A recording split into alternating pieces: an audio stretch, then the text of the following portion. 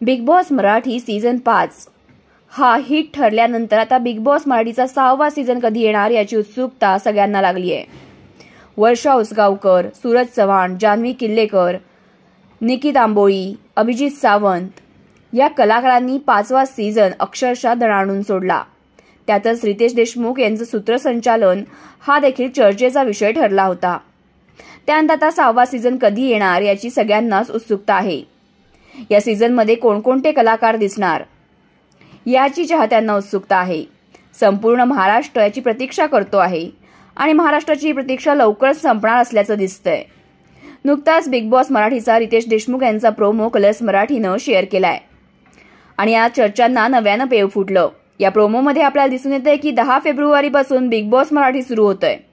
दररोज दुपारी 3 वाजता आपल्याला बिग बॉस मराठी आता पाहता येणार आहे। त्यामुळे चाहते प्रचंड खुश झाले, पण थोड्या वेळातच त्यांच्या लक्षात आलं की हा प्रोमो जुनाच आहे, फक्त तारीख आणि वेळ वेगळी आहे।